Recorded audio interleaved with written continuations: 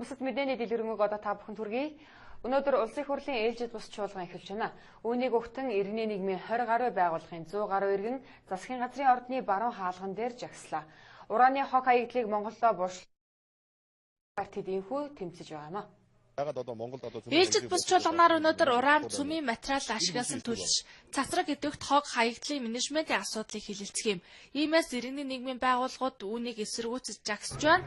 Өглөөний 8 цагаас эхэлсэн жагсаалд байгаль орчны болон иргэний хөдөлгөөний чиглэлээр үйл ажиллагаа явуулдаг 20 гаруй байгууллагын гишүүд оролцлоо.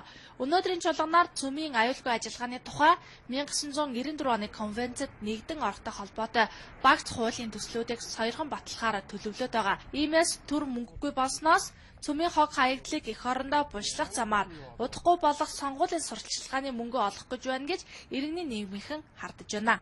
Цөмийн хаягдлыг Монголд эдгээр оруулж ирэхийн тулд ээлжид бус чуулган хорлох гэж байна. Хэдий энийг оруулж ирлээ эднээс одоо маш их хэмжээний мөнгө амлах гэж байгаа тийм үү? Ялангуяа 16 оны сонгуул болох гэж байна.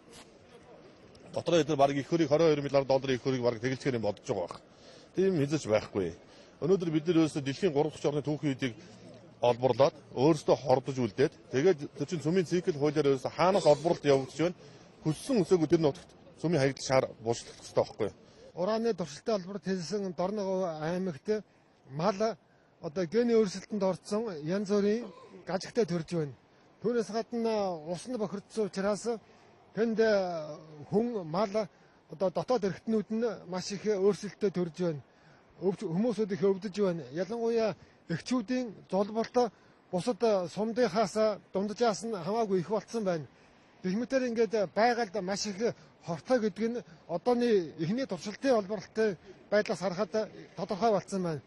Иймээс цацраг идэвхт хог хаягдлын хор хөнөөлийн талаарх ил захидлыг иргэний нийгмийн байгууллагын зүгээс улсын хурлын 76 гишүүнд илгээлээ.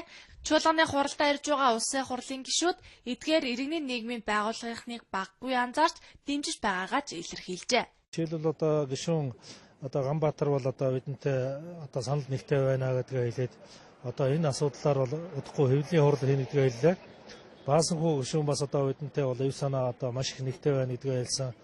Одонтойгоо гишүүн бол одоо бидний хамаг одоо энэ лозунгуудыг анхааралтай уншаад нөхдүүдтэй одоо мэдээлье гэж хэлсэн байх жишээний.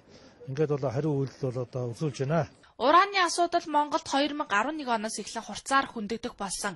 Иргэний нийгмийн байгууллагч баггүй эсэргүүцэж, иргэд уран гих шар нундгийн хор хохирлын талаар баггүй мэдээлэлтэй болсон. Эндээж үнэхээр цөмийн шаар булшилахаар хилцэж байгаа бол эсэргүүцгээ илэрхийллээ.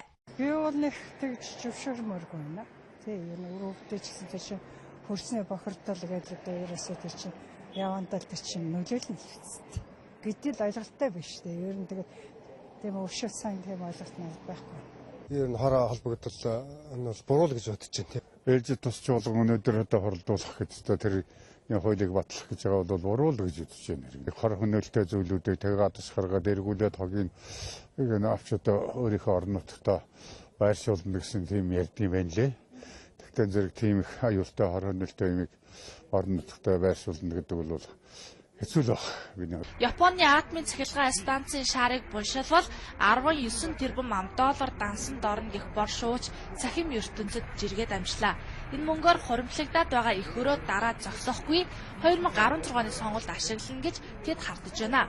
Иймээс ирээдүйн хойч үедээ цацраг бүхий хог хаягдал үлдээлэхгүй тулд иргэний нийгмийн байгууллагынхан өргөжлөлийн тэмцээн мэдэгдэж байна.